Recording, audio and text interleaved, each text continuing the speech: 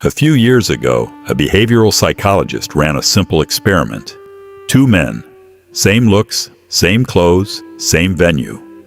Both approached women at a social event. The only difference? 2 words. Just 2 words, spoken at the very beginning of the conversation. The results were staggering. One man got completely ignored. The other, women were leaning in, laughing, asking questions, wanting more. By the end of this video, you'll know exactly what those 2 words are, and the deep psychological reason they work on every level of human attraction. Stay with me. This one's going to change how you communicate, forever. Welcome back to Black Signal. This channel exists for one reason: to decode the hidden psychology behind human behavior so you can live, connect, and communicate at a level most people never reach.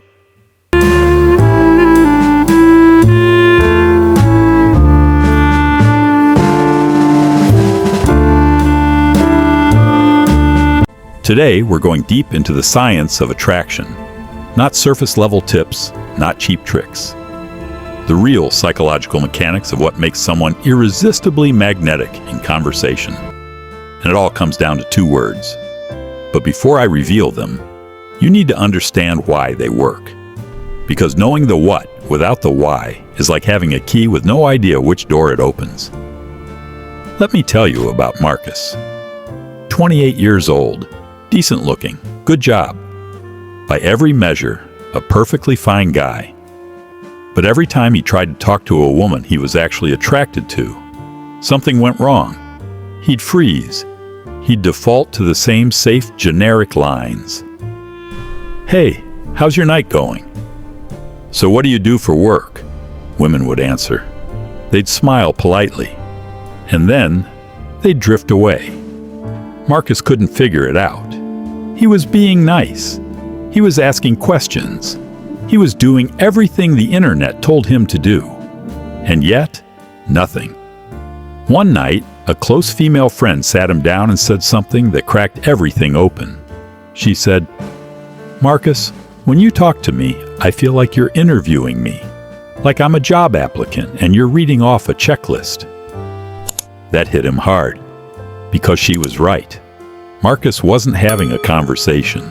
He was performing one. Everything changed the night he stopped trying to say the right thing and started saying the real thing. And that shift, it all came down to 2 words. Here's what most people fundamentally misunderstand about attraction. Attraction is not primarily visual. Yes, looks matter at first glance. Evolutionary psychology confirms that. But the sustained feeling of attraction, the kind that makes someone think about you hours after you've left the room, that comes from something else entirely. It comes from how you make someone feel in your presence. And this is where neuroscience gets fascinating. Researchers at the University of Parma discovered something remarkable: mirror neurons. Brain cells that fire not just when you perform an action, but when you observe someone else performing it. In other words, your nervous system mirrors the emotional state of the person in front of you. What does that mean in the context of attraction? If you walk into a conversation feeling anxious, uncertain, and outcome dependent, she feels that too. Subconsciously, without knowing exactly why, she suddenly feels slightly uncomfortable, slightly on edge. But here's the flip side. If you walk in grounded, present, and genuinely curious, she feels that too. Her mirror neurons fire. She feels calm, seen, energized, just by being near you. This is why charismatic people seem almost magical. They're not saying anything extraordinary. They're simply being, in a way that makes others feel extraordinary.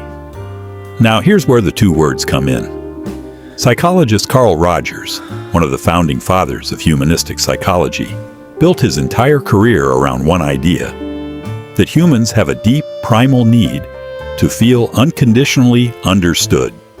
Not judged, not evaluated, just understood. Rogers called this empathic resonance. And he found that people who could deliver this feeling, even briefly, were viewed as deeply attractive, trustworthy, and compelling, not just romantically, in every area of human connection. So, what are the two words? Reveal. You seem. That's it. You seem. Now, before you think, that's it? Let me explain exactly why these two words work on a psychological level that most people will never consciously understand. Reason number one, it signals observation. When you say you seem, you're communicating that you've been paying attention to her specifically. Not your phone, not the room, not your own nerves. Her. In a world where everyone is distracted and half present, being truly observed feels rare. It feels intimate. It immediately sets you apart from every other guy in that room. Reason number two, it invites curiosity without pressure. You seem is not a statement. Saying you're adventurous feels presumptuous, feels like you're telling her who she is. But you seem, that's a soft observation, an invitation. It implies, I'm noticing something about you, and I'm curious if I'm reading it right. That uncertainty is magnetic. It opens a conversational door instead of closing one. Reason number three, it triggers self-disclosure. Harvard researchers in 2012 discovered something fascinating. Talking about ourselves activates the same reward centers in the brain as food and money. We are literally wired to enjoy self-disclosure. So when you say, you seem like someone who doesn't settle for average, she is immediately compelled to respond, to confirm, deny, or elaborate. Either way, she's now emotionally invested in the conversation. The connection has already begun. But here's the critical piece most people miss.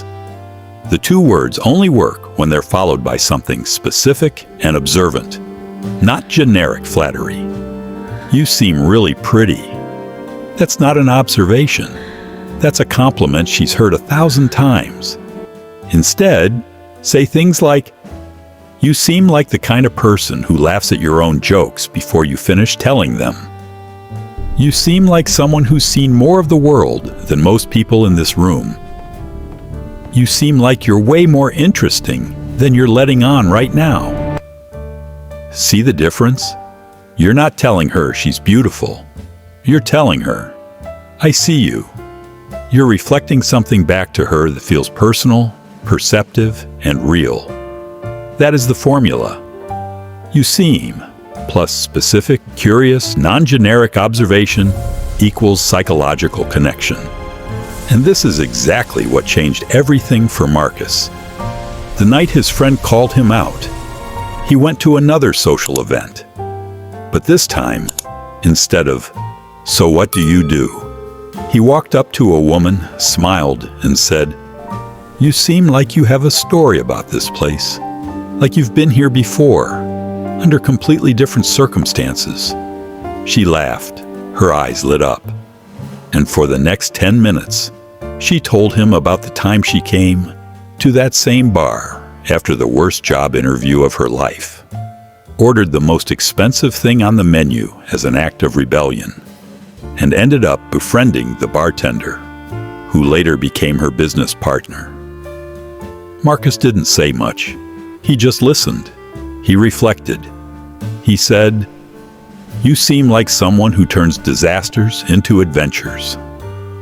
She told him it was the most interesting first conversation she'd ever had. What we've been talking about has a name in clinical psychology: perceptive attunement. The ability to notice and accurately reflect the inner world of another person. Therapists spend years developing this skill, and research consistently shows when someone feels truly attuned to, meaning seen and understood at a real level, their brain releases oxytocin, the bonding hormone, the same chemical released between mothers and newborns, between close friends, between romantic partners. In other words, making someone feel truly seen is literally a biological trigger for bonding and attachment. This is why great therapists, great leaders, great teachers, and yes, deeply attractive people all share one trait. They make you feel like the most interesting person in the room. Not because they say the most clever things, because they notice the most meaningful things. Quick warning, because this can fall completely flat if you make these mistakes. Mistake number 1, using it as a script. The moment you seem becomes a rehearsed line you drop on autopilot. She'll feel it. Remember, mirror neurons. She senses the inauthenticity. Use this as a mindset shift.